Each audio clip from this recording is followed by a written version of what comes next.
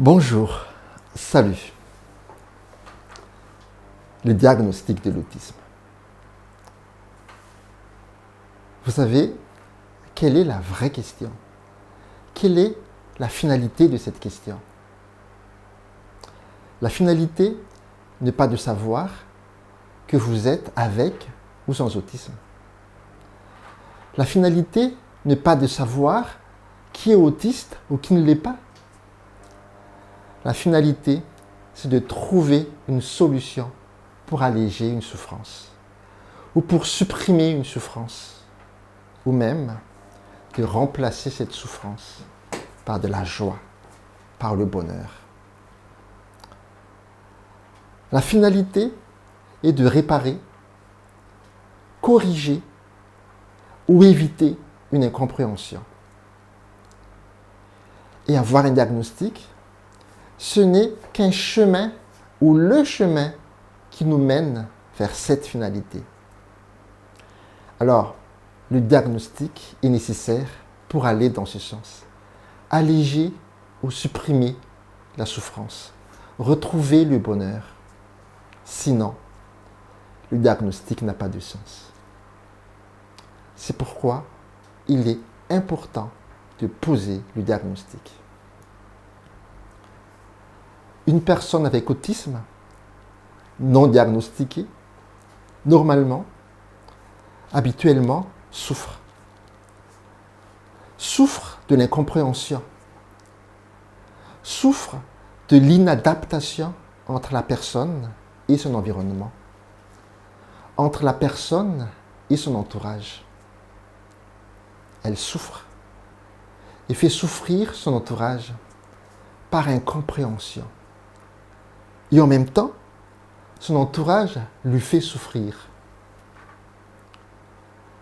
Vous voyez, une personne avec autisme non diagnostiquée, il y a trop de souffrance.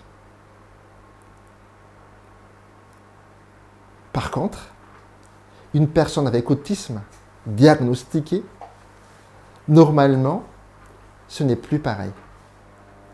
Elle se connaît mieux. Les autres, ses entourages, auront la possibilité de la connaître mieux. Et ensemble, ils auront la possibilité d'apprendre à se comprendre, d'apprendre de leurs différences respectives. Et là,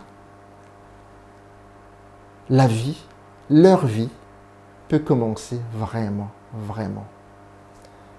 Encore faut-il reconnaître ces différences. Malheureusement, il y a une troisième possibilité qui est, à mon sens, inacceptable et à éviter à tout prix. Je répète, à éviter à tout prix. À tout prix.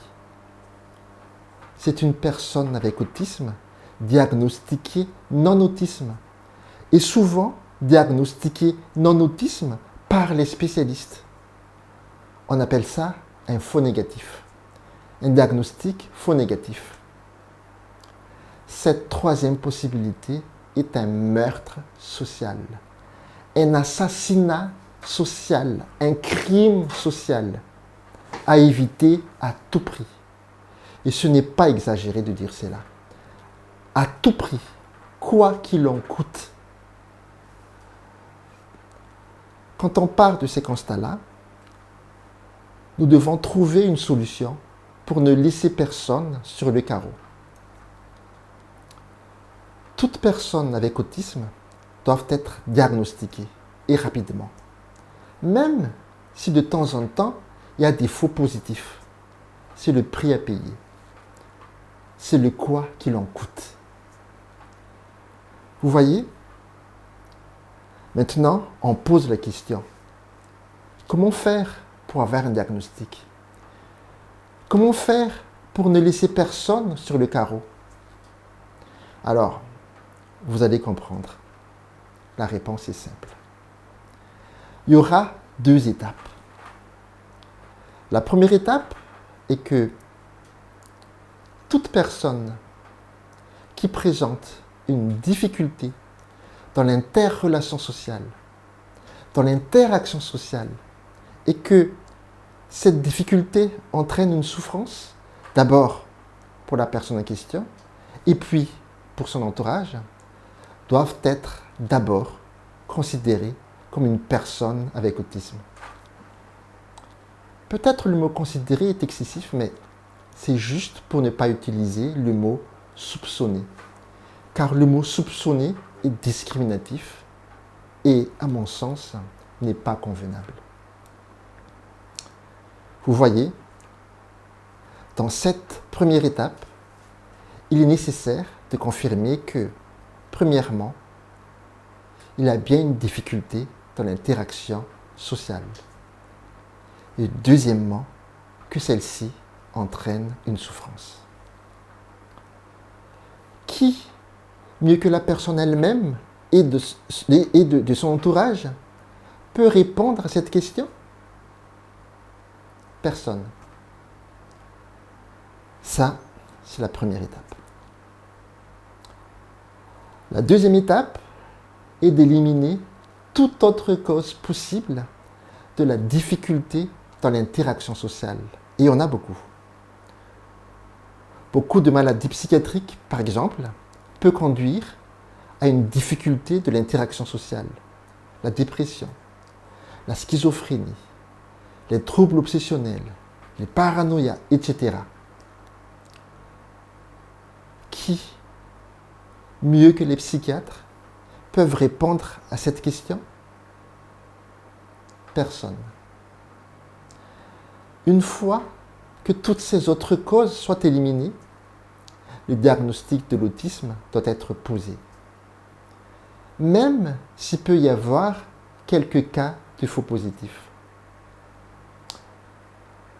Je vous parlerai prochainement des tests standardisés, les avantages et les inconvénients qui, à mon sens, ne sont que très rarement utiles pour le diagnostic de l'autisme. Les tests standardisés sont source de diagnostics faux négatifs, surtout quand il s'agit des adultes sans déficience intellectuelle, et encore plus s'il s'agit des femmes sans déficience intellectuelle.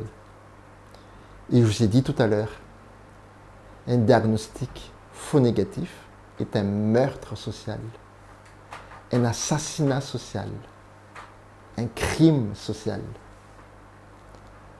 Je suis convaincu qu'ensemble, nous pouvons changer quelque chose. Nous pouvons changer quelque chose. Nous pouvons le faire. Et vous pouvez le faire. À bientôt.